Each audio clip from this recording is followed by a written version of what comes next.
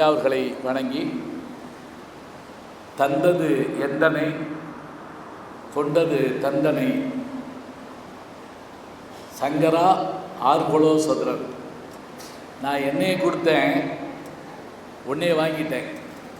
மாணிக்கவாசகர் பெருமான் சொல்கிறார், நான் ஒரு செல்லாத நோட்டு, ஆனால் நீ எங்கே கொடுத்தாலும் செல்ற செக்கு, நான் என்னையை கொடுத்து உன்னையை வாங்கிட்டேங்கிறார். தந்தது எந்தனை கொண்டது உந்தனை சங்கரா ஆர்கொலோ சதுரன். பாரு எப்படி ஆள் நான் அப்படின்னு. சின்ன பிள்ளைங்க அம்மாட்ட பேசும்ல, அம்மா நான் நினச்சா பள்ளிக்கூடத்தையே தூக்கிடுவேன் அப்படி இல்லையா, நமக்கு சிரிப்பு வரும். அதுபோல் எம்பெருமானுடைய கருணையின் காரணமாக இந்து சமய அறநிலைத்துறை வழங்குகின்ற அற்புதமான இந்த நல்விழாவிலே,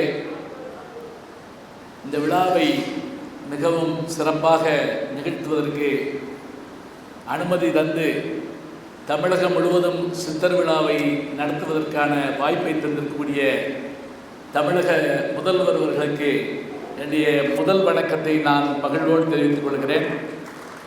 நல்லா கைதட்டு, சும்மா தான் பண்ணீங்க.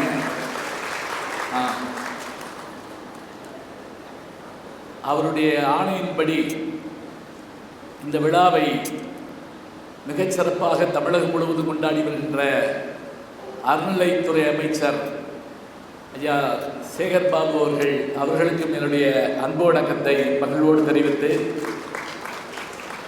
இந்த நிகழ்வை, பெருமை மிகுந்த இந்த நிகழ்வை மதுரையினுடைய புகழும் பெருமை மிக்க மீனாட்சி அம்மன் கோவிலே நடத்துகின்ற இந்த பொறுப்பினை ஏற்று மிகச்சிறப்பாக வரவேற்புரை நல்கி நம்ம எல்லாம் வரவேற்றிருக்கின்ற எங்களுடைய கல்வி நிறுவனங்களுடைய தலைவரும் ஐயா அவர்கள், சோசோமி ஐயா அவர்கள் சொன்னது போல 19 ஆண்டுகளாக இந்த பழமையும் பெருமை மிக்க கோயிலுடைய தக்காராக விளங்குகின்ற எங்கள் வணக்கத்திற்குரிய தக்கார் ஐயா அவர்களுக்கும் என்னுடைய அன்பு பாராட்டை மகிழ்வோடு தெரிவித்து,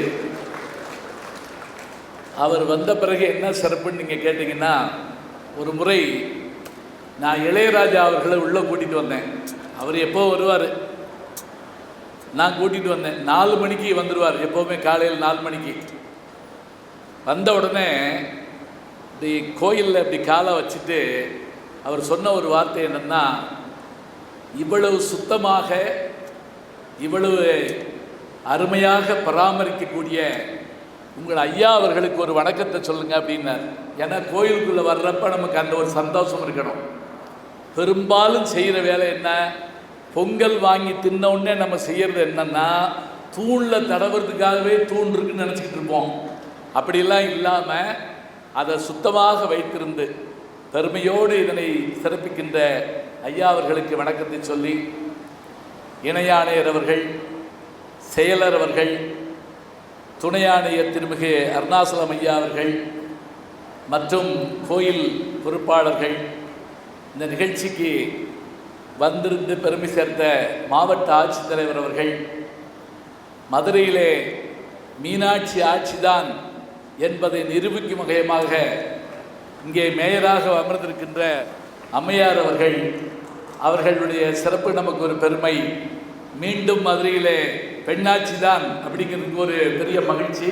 அதனால தான் இவ்வளோ கூட்டம் வந்திருக்கீங்கன்னு நினைக்கிறேன். உங்களுக்கு என்னுடைய பாராட்டை சொல்லி, இந்த நிகழ்ச்சியிலே சோசோமி ஐயா அவர்களை பற்றி ஒரு அற்புதமான அறிமுக உரையை எங்கள் பேராசிரியர், எனக்கு ஆசிரியர், தியாகராசர்களுடைய மேனாள் முதல்வர், வணக்கத்திற்குரிய ஐயா திருமிகு அருணகிரி ஐயா அவர்களுக்கும் என்னுடைய அன்பு பாராட்டை சொல்லி, எல்லாவற்றுக்கும் மேலாக 2வது முறை 3வது முறை என்று பொற்களிகளை வாங்கி குவிக்கின்ற ஐயா. பொற்களி தான் அவருடைய வீட்டில் பொருளாக இருக்குன்னு நினைக்கிறேன். அவர் ஒரு கொலுவை வைக்கலாம். 81ஆம் ஆண்டு வாங்கின பொற்களி கேள்விப்பட்டிருக்கையில் திருவிளையாடல் படத்தில் தருமி ஒரு பொற்களி வாங்கிறதுக்கு என்ன பாடுபட்டார் நமக்கு தெரியும். ஆனால் ஐயா அவர்கள் வாரம் பொற்களி வாங்கக்கூடிய ஒரு வாய்ப்பை மீனாட்சி தந்திருக்கிறாள் என்றால் சோசோமி ஐயாவுடைய அந்த பெருமைக்கு நிகரேது.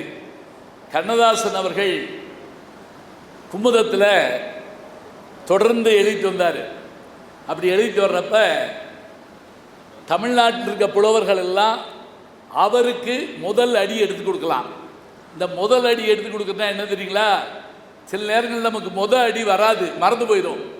பள்ளிக்கூடத்தில் படிக்கிறப்ப பரீட்சையில் போய் பார்த்தீங்கன்னா முதல் வரி ஞாபகமே வராது.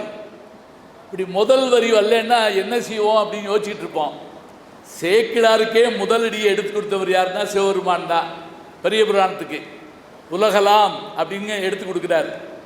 அதுபோல் கண்ணதாசனுக்கு முதலடியை பலர் எடுத்து கொடுத்தாங்க. ஆனால் அவர் ரொம்ப அதிர்ந்து போன ஒரு முதலடி எடுத்துறீங்களா? ஐயா சோசோமி அவர்கள் எடுத்து கொடுத்த முதலடி தான். கங்கை உன் சடையிலே மங்கை உன் உடலிலே காமனை ஏனெரித்தாய். சிவபெருமானை பார்த்து கேட்குறாரு. யார்? சோசோமி ஐயா கேட்குறாரு. சிவபெருமானை பார்த்து, உன் தலையில் கங்கை வச்சிருக்க, உடம்புல மங்கை வைத்திருக்கிறாய். யார? உமாதேவிய. அப்படி இருக்கக்கூடிய நீ, உன் கூட 2 பெண்கள் இருக்காங்க, ஆனால் நீ மன்மதனை போய் எரிச்சுக்கிட்டே, என்ன அர்த்தம் அப்படின்னு ஒரு கேள்வி கேட்குறாரு. இந்த கேள்வியை பார்த்து கண்ணதாசனை அதிர்ந்து போனார். அதிர்ந்து போய் மற்றவர்களுக்கெல்லாம் 1 வாரம் என்று சொன்னால் சோசோமி ஐயா அவர்களுக்காக கண்ணதாசன் 2 வாரம் எழுதினார் என்றால் அது மதுரையின் பெருமை, ஐயா சோசோமியினுடைய பெருமை. அது மட்டும் இல்லை, உனக்கு குபேரன் சொந்தக்காரன், திருமால் சொந்தக்காரவங்க, இவ்வளோ பெரிய பணக்காரர்லாம் கூட இருக்கப்ப கையிலேன் ஓடு எடுத்தாய். சிவபெருமான் கையில் ஓடு எடுத்துகிட்டு போவார் இல்லையா? நீ கையிலேன் ஓடு எடுத்தாய். இந்த கேள்வி கேட்டிருந்தார்.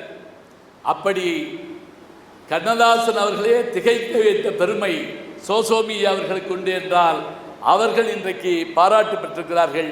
அவர்களையும் பாராட்டி இந்த நிகழ்ச்சியிலே நான் பங்கு பெறுவதற்கு காரணமாக இருந்த தேசமங்கேறி கட்சி அவர்கள், மதுரைக்காரவங்க தான், உலகம் முழுவதும் சென்று தமிழை பரப்பி வருகின்ற அவர்களுக்கும் என்னுடைய பாராட்டை சொல்லி, கோயில் பொறுப்பாளர்கள், பட்டாச்சாரிகள் மற்றும் வருகை இருக்கக்கூடிய பெருமக்கள், நாங்கள் உள்ள நுழைகிற போதே இந்த அரங்கு நிறைந்திருந்ததை பார்த்து நான் மகிழ்ந்தேன்.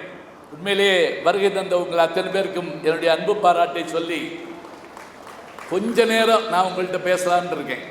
ஏன்னா எல்லாருக்குமான நேரம் உண்டு. அவர்கள் ஐயாலாம் உட்காந்துருக்காங்கன்னா நான் செஞ்ச புண்ணியந்தான். அதே போல் நம்முடைய மேயரம்மா அவர்களும் அமர்ந்திருக்காங்க. இருந்து கொஞ்ச நேரம் கேளுங்க, குறிப்பிட்ட நேரத்தில் முடிச்சிருவேன். நம்முடைய உடம்புல அதிசயமான உறுப்பு எதுன்னு கேட்டிங்கன்னா காது தான். ஏன் என்ன அதில் தோடு போடுறோம்னு சொல்லக்கூடாது. செல்வத்துள் செல்வம், நல்லா சொன்னீங்க. ஒரு கிராமத்தில் பேசுகிறப்ப செல்வத்துள் செல்வம்னு கேட்டேன். ஒரு அம்மா எந்திரிச்சு திருமதி செல்வம் அப்படின்னு சொல்லிச்சு. அது என்னன்னு உங்களுக்கே தெரியும், அது ஒரு சீரியல். அதெல்லாம் பார்த்து வச்சுருப்பீங்க. ஏன் செவிக்கு பெருமை தெரியுங்களா? கண்ணுக்கு ஒரு மூடி உண்டு, இமை. வாய்க்கு ஒரு மூடி உண்டு, இதழ். மூக்கில் கூட சின்ன சின்ன ரோமங்கள் இருக்கு, தூசி போகாமல் தடுக்கும். காதுக்கு இறைவன் மூடி வைக்கலை. ஏன் வைக்கலை? எப்போ வேணாலும் நல்ல செய்தி உன் காதில் வந்து விழுகும். அதனால் அந்த காது திறந்தே இருக்கட்டும். எனைத்தானும் நல்லவை கேட்க அனைத்தானும் ஆன்ற பெருமை தரும். இது திருக்குறள். ஒன்றும் பயப்படக்கூடாது. நடுவில் ஏதாவது பாட்டு வரி சொன்ன உடனே ஏதோ வேற மொழி பேசுகிறான்னு நினைக்கப்படாது. எனைத்தானும் நல்லவை கேட்க. இன்னொன்று, இந்த காதுக்கு மூடி இல்லாமல் இருப்பதனுடைய நோக்கம் என்னன்னு தெரிஞ்சு வச்சுக்கோங்க. நல்லது எப்போ வேணாலும் வந்து கேட்கலாம். அது மட்டும் இல்லை, தொடர்ந்து பேசிக்கிட்டே இருந்தால் வாய் வலிக்கும், நடந்துக்கிட்டே இருந்தால் கால் வலிக்கும், வேலை செஞ்சுக்கிட்டே இருந்தால் கை வலிக்கும், அதிகமாக சாப்பிட்டா வயிறு வலிக்கும். ஆனால் எவ்வளவு கேட்டாலும் காது வலிக்காது. ஞாபகம் வச்சுக்கோங்க. அதுலேயே வருதா? காது வலிக்காது. அதனால தான் நம்ம ஆளுங்க செல்லோடையே அலைகிறாங்க. இருக்கட்டும், அடுத்த தலைமுறையில் அநேகமாக செல் இருக்காதுன்னு நினைக்கிறேன். எப்படின்னா, இந்த காது குத்து விழா மாதிரி செல் குத்து விழா வச்சுடுவாங்க. பிறக்கிற பிள்ளைக்கு செல்லை குத்தி விட்டான்னு வச்சுக்கோங்க, தாய் மாமன்லாம் வந்து சீர் செய்யலாம். இருக்கட்டும், இப்போ இந்த காதனுடைய சிறப்பு, இங்கே சாப்பிட்ட உணவு இங்கே போனால் 3 மணி நேரம், ஆனால் இங்கே கேட்குற செய்தி நம்முடைய மனதுக்குள்ளேயோ அறிவுக்குள்ளேயோ போனால் வாழ்நாள் முழுவதும் மறக்கக்கூடாதுங்கிறதுக்காகத்தான் செல்வத்துள் செல்வம் செவிச்செல்வம் அச்செல்வம் செல்வத்துளெல்லாம் தலை அப்படின்னு சொல்லியிருக்காரு. சரி, இன்றைய தலைப்புக்கு வருவோம். தலைப்புக்கே இப்போ தான் வர்றீங்களான்னு கேட்கக்கூடாது. உங்களை நான் கொஞ்சம் நேரம் தயார் பண்ணியிருக்கேன். அதுக்காகத்தான் இன்றைக்கு சித்தர் பெருமானுடைய பெருமைகளை எல்லாம் ஐயா அவர்கள் சொன்னாங்க. சித்தர் பீடங்கள் இருக்கிற இடங்கள் எல்லாமே சிறப்புடையதாங்க. இப்போ ஐயப்பன் கோயிலில் நீங்கள் போயிட்டு வந்திருந்தீங்கன்னா தெரியும், எந்த இடத்த மாறுதல் செஞ்சாலும் ஒரே ஒரு இடத்த மாறுதல் செய்ய மாட்டாங்க. எந்த இடம் தெரியுங்களா? அந்த 18 படியை மாற்ற மாட்டாங்க. 18 படியில் அதை மேலே வேணால் ஏதாவது இதுகளில் போடுவாங்களே தவிர அது மாற்றமே செய்ய மாட்டாங்க. ஏன்னா அந்த 18 படியிலையும் 18 வகையான சித்தர்கள் அடங்கி இருப்பதாக ஒரு நம்பிக்கை.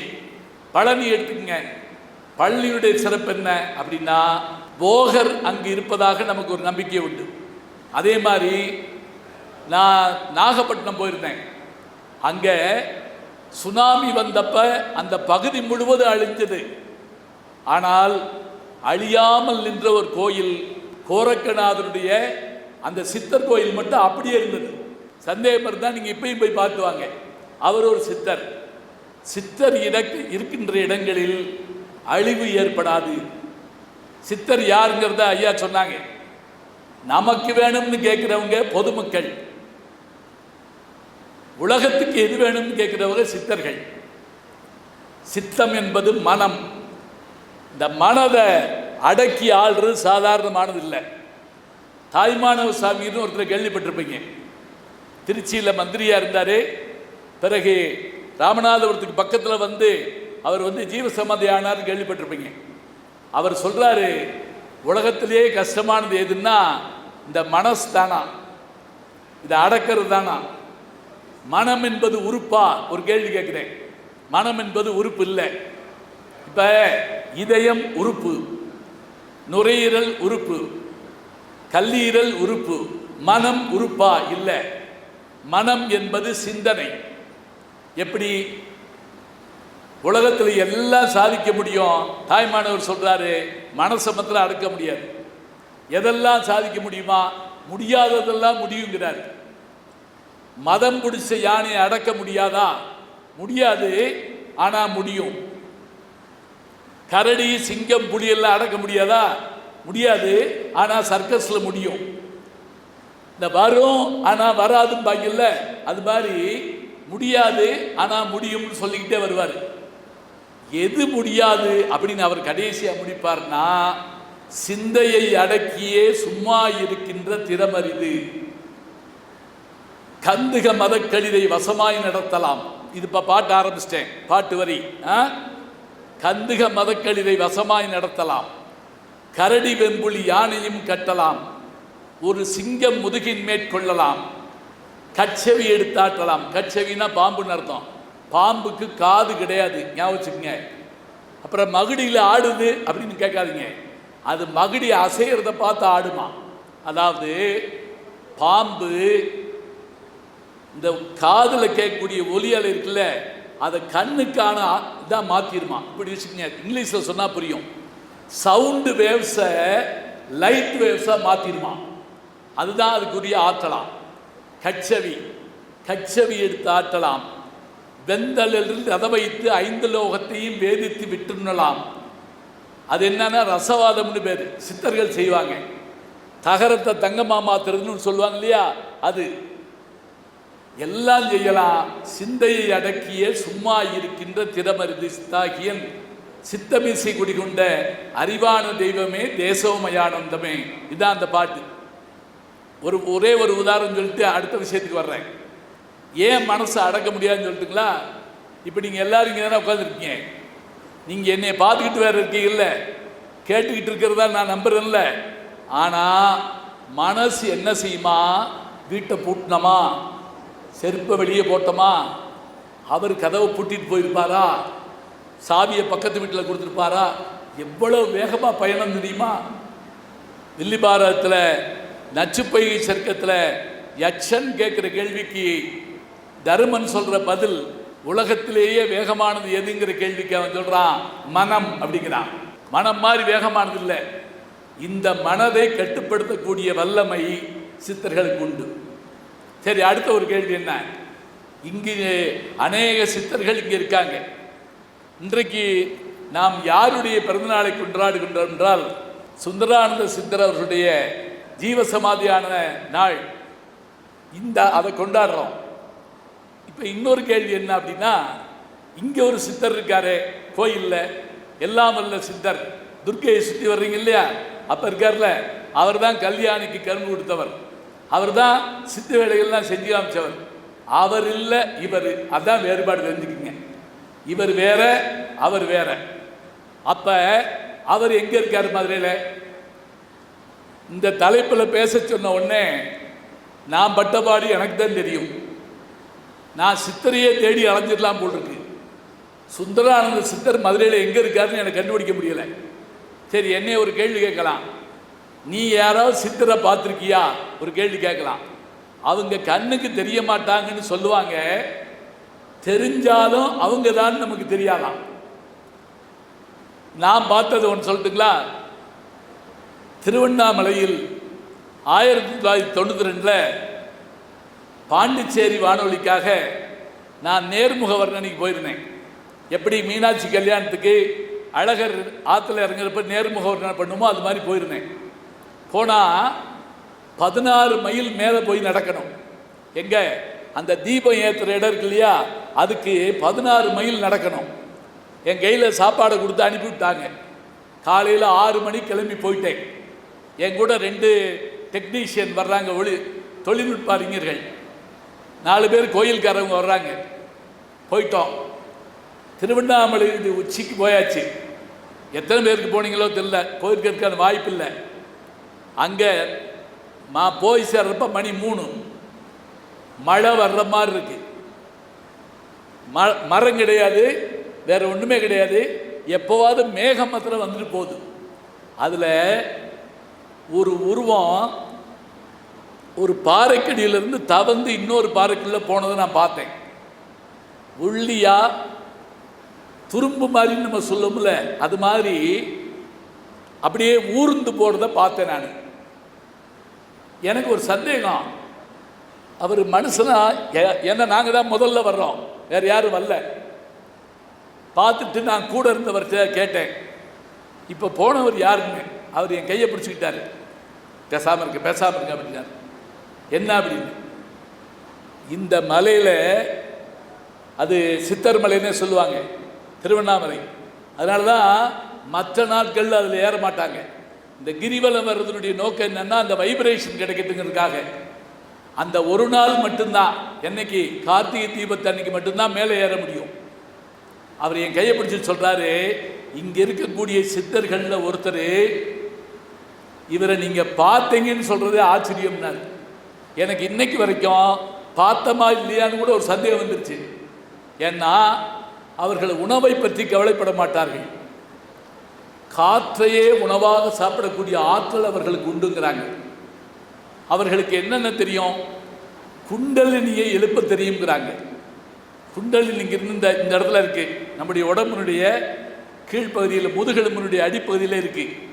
நாகம் போல படுத்திருக்குமா, அதை எழுப்பணுமா? அதை சாதாரணம் கிடையாது.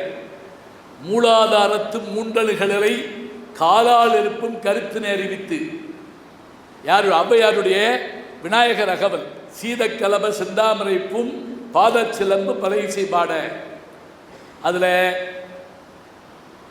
இந்த மூலாதாரத்தில் இருக்கக்கூடிய அதை எழுப்பி அதை அப்படியே கொண்டு வரணும். சுவாதிஷ்டானம், மணிப்பூரகம், அநாதகம், விசுத்தம் என்று வரிசையாக சொல்லி ஆக்கினேயர்கள் இந்த நெற்றி பொட்டு வரைக்கும் கொண்டு வரணுமா. அப்படி கொண்டு வரக்கூடிய ஆற்றல் உள்ளவங்க தான் சித்தர்கள். அது தவிர அட்டமா சித்தி அவர்களுக்கு தெரியுமா?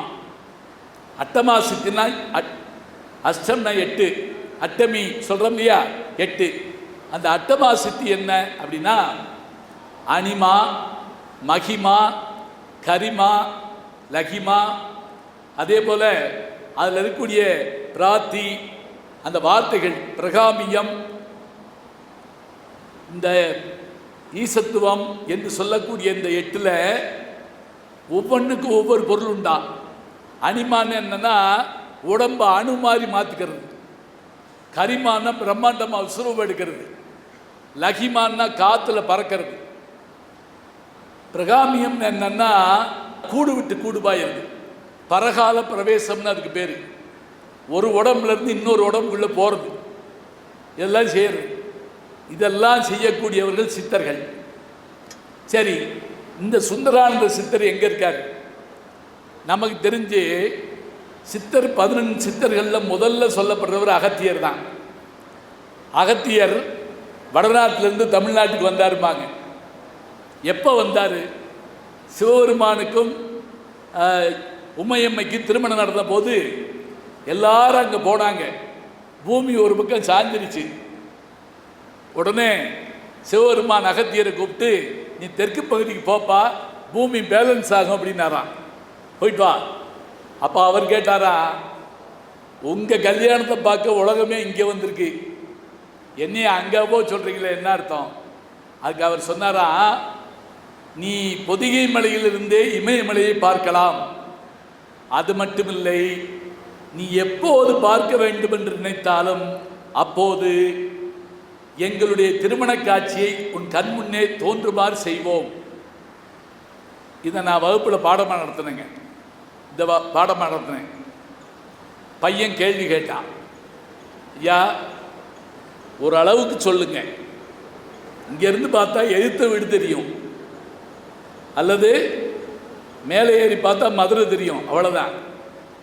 பொதிகை மலைங்கிறது குற்றாலம், இமயமலைங்கிறது வடக்கருக்கு. பொதிகை மலையிலிருந்து இமயமலையை பார்க்க முடியுமா?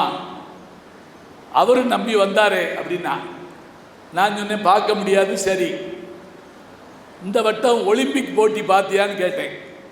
பார்த்தேன் அப்படின்னா, ஒலிம்பிக் நடந்த நாட்டுக்கு நீ போனியா? நான் ஏன் போகிறேன்?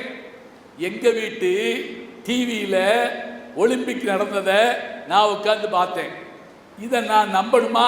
நான் கேட்டேன். நீ மட்டும் அதை நம்ப மாட்ட, நான் இதை நம்பணும். எங்கேயோ நடக்கக்கூடிய ஒலிம்பிக்கை உன் வீட்டுக்குள்ளே உட்காந்து பார்க்குறப்போ நீ ஒத்துக்கிறாய், அதுக்கு நீ பதில் சொல்லணும். ஏன்னா வகுப்பில் பாடம் நடத்துகிறப்ப சும்மா நடத்திட்டு வர முடியாது. ஒரு வாத்தியார் பாடம் நடத்துகிறப்ப சிவபெருமான் மீது பட்ட அடி அங்கே இருக்கக்கூடிய எல்லா உயிர்கள் மீதும் பட்டது. இப்போ போன வாரம் நடந்தது இல்லையா, எது பிட்டுக்கு மண் சுமந்த கதை. ஒரு பையன் கேட்டானா, அவர் மேலே பட்டாடி எல்லார் மேலேயும் பட்டது ரொம்ப நல்லது, அவர் சாப்பிட்டார்ல புட்டு, அது எல்லாருக்கும் போய் சேர்ந்ததா அப்படின்னு கேட்டான். ஆத்தியாருக்கு கொஞ்ச நேரம் பயமாச்சு, ஏன்னா சிலபஸில் இல்லை அது. ஆனால் திருவிளையாடல் புராணத்தில் அவர் சொல்கிறாருங்க, எப்படி ஈசன் உடம்பாகவும் உயிராகவும் இருக்கிறாரோ, அவர் பட்ட துன்பம் மட்டுமில்லை, அவர் பெற்ற இன்பமும் நமக்கு வந்து சேருங்கிற விஷயத்தை அதில் சொல்கிறாங்க. அப்போ எம்பெருமான் அந்த கேள்விகள் கேட்குற போது அகத்தியரை நான் சொன்ன பார்த்தீங்களா, அவர் வந்தார், பொதிகை மலைக்கு வந்தார். வந்து கொஞ்ச நாள் இருந்த பிறகு சதுரகிரி மலையில் ஒரு விஷயத்தை கேள்விப்பட்டிருக்கார். என்ன அப்படின்னா, அங்கே 2 சித்தர்கள் இருக்காங்க. அவர்களில் ஒருத்தர் தான் நம்முடைய சுந்தரானந்த சித்தர். இவர் அங்கே இருக்கிறத கேள்விப்பட்டு அகத்தியர் அவரை பார்க்க வர்றார். பார்க்க வந்த உடனே, என்ன முறைப்படி நீங்கள் இறைவனை வணங்குகிறீர்கள்னு கேட்ட உடனே அவர் சொல்கிறாரு, காயகல்பம் என்று ஒன்று மூலிகை இருக்கு, அதை நாங்கள் உண்டு அதன்படி வாழுகிறோம். சொன்ன உடனே சரி, சுந்தரானந்தர் கேட்டாராம் அகத்தியர்கிட்ட, நீங்கள் சிவபெருமானுக்கும் உமையம்மைக்கு நடந்த திருமணத்தை பார்த்ததா சொல்கிறீங்கல்ல, நாங்களும் பார்க்குற மாதிரி ஏற்பாடு பண்ண முடியுமா? ஒரு நிமிஷத்தில் நான் செய்கிறேன் அப்படின்ட்டு எம்பெருமானை வேண்டிக்கிட்டாராம். மீண்டும் அந்த காட்சி என் கண்ணுக்கு தெரிய வேண்டும். அப்படி கண்ணுக்கு தெரிகிறப்ப சுந்தரானந்தரும் உடனிருந்தவர்களும் அந்த காட்சியை பார்த்தார்கள். இப்போ நம்ம சிலதை வீடியோ எடுத்து வச்சு போட்டு பார்க்குறோம்ல, இன்னைக்கு சொன்னால் நம்புகிறோம், அன்னைக்கு சொன்னால் நம்ப மாட்டேங்கிறோம். இந்த சுந்தரானந்தர் தான் வைத்திய முறைகள் நூல்கள் எழுதியிருக்காரு, ஆரோக்கியம் பற்றி சொல்லியிருக்காரு, பல்வேறு செய்திகளை சொல்லியிருக்காரு. இவர் அகத்தியர்கிட்ட ஒரு கேள்வி கேட்டாரா, எப்படி நீங்கள் வைத்து வணங்குகின்ற அந்த லிங்கத்தை எனக்கு தரணும்னு கேட்டாராம். அந்த லிங்கத்தை பெற்றுக்கொண்டு அவர் வந்தார் அப்படின்னு ஒரு செய்தி மட்டும் நம்ம படிக்கிறோம். எங்கே வந்தார் அப்படின்னா, மதுரையில் கரிமேடு பகுதி இருக்கு இல்லையா, கரிமேடு ஆரப்பாளையம் போகிற வழி புதுஜெயில் ரோடு. அந்த புதுஜெயில் ரோட்டில் பழைய மேயர் முத்து அவருடைய சிலை ஒன்று இருக்கு. அதுக்கு பக்கத்தில் சின்னதாக ஒரு பாதை உள்ள போகுது. ஆதி சிவன் கோயில்னு அங்கே இருக்கு. தயவு செஞ்சு மறக்காமல் போய் பார்த்துவாங்க. ஆவணி மாதத்தில் வளர்பிறையில் ரேவதி நட்சத்திரத்தில் இங்கே அந்த கோயில் கொண்டிருக்கக்கூடிய இடத்த நீங்கள் பார்க்கலாம். இன்னைக்கு குருபூஜை நடக்குது. குருபூஜை நடக்கக்கூடிய அந்த நாளை அந்த நேரத்தில் தான் நான் பேசிக்கிட்டு இருக்கேன். எனக்கு ஃபோன் பண்ணி சொன்னாங்க, ஐயா அபிஷேகம் நடந்துக்கிட்டு இருக்கு, நீங்கள் சொல்லுங்கள் அப்படின்னாங்க. நான் கட்டாயம் சொல்கிறேன் ஞானேன். அதனால் நீங்கள் இங்கிருந்தே சுந்தரானந்த சித்தரை வணங்கலாம். நேரம் கிடைக்கிற போது அவரை சென்று பார்த்து வரலாம். எல்லா வகையான பெருமைகளும் உடையது மதுரை. சரி, அடுத்த கேள்வி என்ன? அவர் அங்கே வந்தாருங்கிறதுக்கு என்ன ஆதாரம்? அங்கே சித்தர்கள் வந்தாங்கிறதுக்கு என்ன ஆதாரம்? இப்போ மதுரை 2000 ஆண்டு பழமையுடையதுன்னு நான் சொன்னேன்னு வச்சுக்கோங்க. எங்க உங்களுக்கு ஒரு பெருமையில் ஏதாவது சொல்லுவீங்க, அதுக்கு என்ன ஆதாரம் அப்படி கேட்டால் கல்வெட்டுக்கள் மூலம் ஆதாரம் தரலாம், நாணயங்கள் மூலம் ஆதாரம் தரலாம், அயல் நாட்டுக்காரர்கள் குறிப்பு மூலம் தரலாம். கீழடியை இன்னும் ஒரு 4 அடி தோண்டினோம்னா தமிழன் தான் முதல் மனுஷன்னே சொல்லலாம். அப்படிப்பட்ட ஒரு நிலைமை இருக்கு. அதுபோல அந்த கோயிலில் ஒரு தூணில் சித்தர்கள் வந்துட்டு போகிறதுக்கான ஆதாரத்தோட ஒரு தடயம் இருக்குங்க. இது யார் சொன்னா தெரியுங்களா? அங்கே இருக்க தொல்லியலாளர்கள் சொன்னாங்க. தொல்லியலாளர்கள் யாருன்னு கேட்டால், இப்போ கடிதம் வந்தால் நம்ம படிச்சிடறோம். கல்வெட்டை படிக்க தெரியுமான்னா அதுக்கு பயிற்சி வேணும், கல்வெட்டை படிக்கணும். அந்த கல்வெட்டு பயிற்சி உள்ளவர்கள் அதை காட்டுறாங்க. அது எப்படி இருந்துச்சு தெரியுங்களா? தூணில் ஒரு லாட வடிவமாக ஒன்று இருக்கு. அதுக்கு மேலே சிவலிங்கம். சிவலிங்கத்தில் முகம் இருக்காது, பார்த்துருப்பீங்க. ஆனால் அதில் ஒரு முகம் தெரியுதுங்க, அழகான முகம் தெரியுது. இந்த முகம் பதித்த சிவலிங்கம் இருக்கக்கூடிய இடங்களில் சித்தர்கள் வந்து போகக்கூடிய தன்மை உண்டு. அதுதான் சுந்தரானந்தர் இருக்கின்ற இடம். சரி, அதுக்கு பேர் என்ன அப்படின்னா, அந்த இடத்துக்கு பேர் வில்வவனம்னு இருந்திருக்கு. எப்படி இது மருத நிலமாக இருந்ததோ, மருத மரங்கள் நிறைந்த இடமாக இருந்ததோ, அதுபோல வில்வவனமாக இருந்திருக்கிறது. அதுக்கு என்ன ஆதாரம்னா, நன்றிங்க,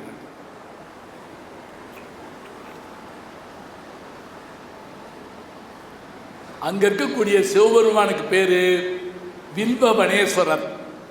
வில்வவனேஸ்வரர். தாயாருக்கு பேரு மங்கள நாயகி.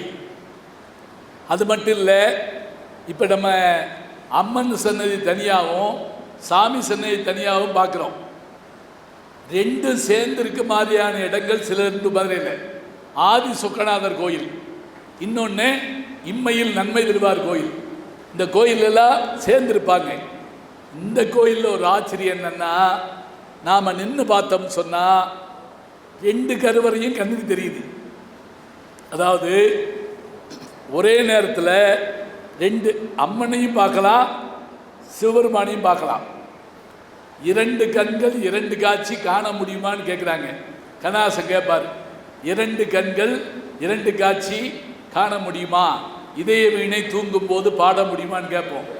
ஆனால் இந்த 2 கண்ணில் ஒரு கண்ணில் எம்பெருமாட்டியை பார்க்கலாம், ஒரு கண்ணில் எம்பெருமானை பார்க்கலாம். அது அந்த கோயிலில் இருக்கு. சித்தருடைய அந்த திருவுருவமும் அங்கே இருக்கு.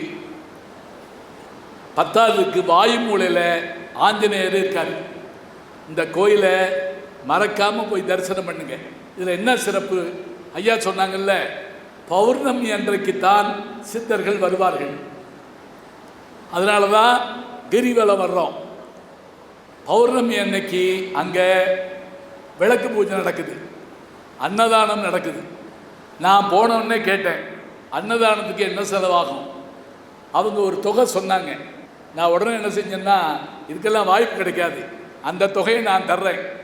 ஏன்னா எல்லாருக்கும் அன்னதானம் செய்கிறத காட்டிலும் ஒரு பெரிய தானம் எதுவும் இல்லை.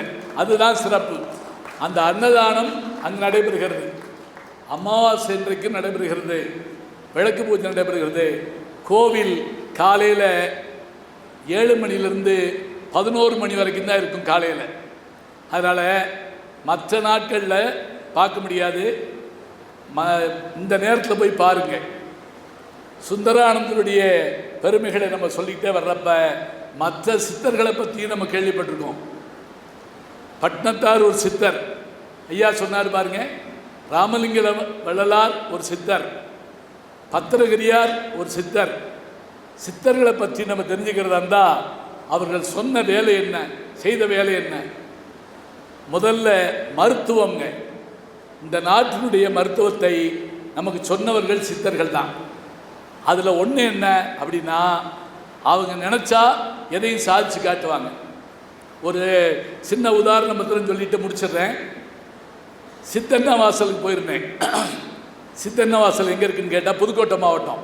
சித்தண்ணா வாசலில் உள்ள குகையில் வண்ண ஓவியங்கள் இருக்குது. இந்த வண்ண ஓவியங்கள் தீட்டப்பட்டு 2000 ஆண்டு ஆச்சு, அழியவே இல்லை, அப்படியே இருக்குது. அப்போ அங்கே ஆடு மேய்ச்சிக்கிட்டு இருந்த ஒருத்தர்கிட்ட நான் கூப்பிட்டு கேட்டேன், இந்த ஓவியங்கள், இந்த நீங்கள் மேலே ஓவியம் இருக்குது பாருங்கள், இந்த ஓவியங்கள் அழியாமல் இருக்க காரணம் என்ன? அவர் சொன்னார், இது மூலிகை சாறு, அதனால மறையாது அப்படின்னார். இது எப்படி நம்புறது அப்படின்னு உடனே என்ன பண்ணாருங்களா, அங்கனக்குள்ளே மேய்ஞ்சிக்கிட்டு இருந்த ஆடை விலைக்கு விட்டுட்டு ஒரு செடி எடுத்தாருங்க. எடுத்து அதனுடைய இலையை பறிச்சு என் கையில் கொடுத்து இப்படி தேய்க்க சொன்னார். ஒரு நிமிஷம் தான் தேய்ச்சேன், கை பூரா செவந்து போச்சுங்க. எப்படி நீங்கள் மருதாணி வைப்பீங்கல்ல, அது மாதிரி. இதனால் ஏதாவது ஆபத்தான்னு கேட்டேன். அதெல்லாம் ஒன்றும் ஆபத்து இல்லை, இந்த வண்ணம் 2 நாளைக்கு இருக்கும் அப்படின்னாரு. சாதாரண அது எந்த மூலிகைன்னு கேட்டேன். அது எதுக்கு உங்களுக்கு விட்டுருங்க அப்படின்ட்டாங்க. ஏன்னா நம்ம கொஞ்சம் பிடிக்க வரலாம்ல வீட்டுக்கு, அதுக்காக பார்த்தேன். ஆனால் அதெல்லாம் வீட்டில் வச்சா வராதுங்க. எப்படி கேட்குறீங்களா, நான் ஒரு தடவை போடி மெட்டுக்கு மேலே போயிருந்தேன், ஒரு மலை பிரதேசம். அங்கே தங்கியிருந்தப்ப குளிர் அதிகமாக இருந்துச்சு. கொசு கடிக்குமான்னு கேட்டேன். மலை உச்சியில் ட்ராவலர்ஸ் பங்காரு. அங்கே இருந்த தோட்ட தொழிலாளி சொன்னார், கொசு கடிக்காது. ஏன், குளிரில் கொசு வராதான்னு கேட்டேன். வாசலில் ஒரு மரம் இருக்குல்ல, அந்த மரத்தினால கொசு வராது. அதுக்கு இதுக்கு என்னைய சம்மந்தம்னு கேட்டேன். அதுலேருந்து ஒரு வகையான பசை மாதிரி ஒன்று போயிட்டே இருக்குமா, அதில் கொசு உட்காராதான். நான் உடனே அவர்கிட்ட கேட்டேன், ஒரு 2 செடி கொடுங்க, எங்கள் வீட்டை சுற்றி வைக்கிறேன், கொசு கடி தாங்க முடியல. அவர் சிரித்தார், ஐயா நான் செடி தரதை பற்றி இல்லை, அது அங்கே வராது. அது பார்த்தீங்களா, எது எங்கெங்கே வருங்கிறது தெரியும். சித்தர்களுக்கு அதுபோல் மூலிகையை பற்றி தெரியும், மருந்தை பற்றி தெரியும், ரசவாதம் பண்ண தெரியும், பொன்பொருளை பற்றி தெரியும். குதம்பை சித்தர் கேள்விப்பட்டிருப்பீங்க, பாம்பாட்டி சித்தர் கேள்விப்பட்டிருப்பீங்க. அதே போல் பல்வேறு வகையான சித்தர்களுடைய பாடல் கேள்விப்பட்டிருப்பீங்க. திருமூலர் மாதிரி ஒரு சித்தர் நீங்கள் கேள்விப்பட முடியாது. அவர் தான் சொல்கிறார், அன்பு சிவம் 2 என்பார் அறிவிலார். இந்த உலகத்தில் அன்பு வேற சிவ வேற என்று சொல்கிறவங்க தனி. அன்பே சிவமாவதை யாரும் அறிகிறார், அன்பே சிவமாவதை யாரும் அறிந்தபின் அன்பே சிவமாய் அமர்ந்திருப்பாரே. அதனால் என்னுடைய நண்பர் பத்மஸ்ரீ கமலஹாசன் அவர்கள் அன்பே சிவம்னே படம் எடுத்தார். அன்பே சிவம், அதான் உண்மை. திருமூலருடைய வரலாற்றை படித்து பாருங்க. அதில் அவர் எப்படி ஒரு மாடு மேய்க்கின்ற அந்த இடையனுக்காக அவன் இறந்துட்டான உடனே தன்னுடைய உடம்பில் இருந்த உயிரை பிரித்து பரகால பிரவேசத்தின் மூலமாக அவனுக்குள் சென்றாரோ, அருணகிரிநாதர் எப்படி கந்தர் அனுபூதி பாடுவதற்காக, அது கூட அப்படி பாடுவதற்காக இல்லை, பாரிஜாத மலரை எடுப்பதற்காக கிளி வடிவத்திலே சென்று அதை கொண்டு வந்தார். பிறகு அந்த உடம்ப சம்பந்தாண்டான்கிற மந்திரவாதி எரிச்சு விட்டான். கிளி வடிவத்திலேயே பாடினது தான் கந்தர் அனுபூதி. நெஞ்ச கனகல்லும் நெகிழ்ந்துருக தஞ்சத்தரசன் முகனுக்கேல் செல் செஞ்சற்புனை மாலை சிறந்தடவே பஞ்சக்கர ஆணை பதம் பணிவான்னு சொல்கிறார் இல்லையா, அது பாடினது அப்படித்தான். அப்படி உடம்புக்குள் இருந்து இன்னொரு உடம்புக்குள் செல்ல அவர்களால் முடியும். மருந்தை உருவாக்க முடியும்.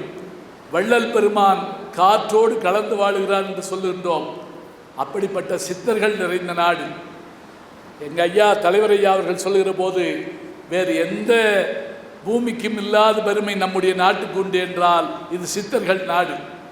அதனால் விவேகானந்தர் அமெரிக்காவில் போய் பேசுகிறப்ப, நேற்றாங்க அந்த நாள் செப்டம்பர் 11 அமெரிக்காவில் போய் பேசுகிறப்ப 1869 பேசுகிறப்ப என்ன சொன்னார்னு சொன்னால், ஒரு வார்த்தை சொன்னார், சித்தர்கள் நிறைந்த தேசத்திலிருந்து வருகிறேன் அப்படின்னார். ஞானிகள் நிறைந்த தேசத்திலிருந்து வருகிறேன் அப்படின்னார். ஞானத்திலே, பரமோணத்திலே, உயர் ஞானத்திலே, அன்னதானத்திலே சிறந்த நாடு நம்முடைய நாடு. இந்த பெருமை மிகுந்த தேசத்தில் சித்தர்களால் நாம் பெருமை எடுகிறோம் என்பதை கண்டுபிடித்து நம்முடைய தமிழக முதல்வர் அவர்கள் தமிழகம் முழுவதும் இருக்கின்ற சித்தர் பூமியை சிறப்படைய செய்ய வேண்டும் என்று இந்த அருமையான விழாவை ஏற்பாடு செய்திருக்கிறார்கள். நாமும் அதன் மூலமாக சுந்தரானந்த சித்தருடைய இருப்பிடத்தை தெரிந்து கொண்டோம். நாம் தெரிந்து கொண்டோம் என்பதை காட்டிலும் நான் தெரிந்து கொண்டேன், உங்களுக்கு சொல்வதற்கான வாய்ப்பு கிடைத்தது. வாய்ப்பு தந்த பெருமக்கள் எல்லாம் மீண்டும் வணங்கி, உருவாய் அருவாய் உளதாய் இளதாய் மறுவாய் மலராய் மணியாய் ஒளியாய் கருவாய் உயிராய் கதியாய் விதியாய் குருவாய் வருவாய் அருள்வாய் குகனை என்று முருகப்பெருமானை வணங்கி வாழ்த்தி விடைபெறுகிறேன். நன்றி, வணக்கம். வணக்கம். அன்புக்குரிய யூடியூப் நேயர்களே, நீங்கள் இன்னும் என்னை நெருக்கமாக பின்தொடர வேண்டும் என்று சொன்னால் ட்விட்டர், இன்ஸ்டாகிராம், ஃபேஸ்புக் போன்ற சமூக வலைதளங்களில் பின்தொடர்ந்து வாருங்கள். நாம் முன்தொடர்ந்து செல்வோம்.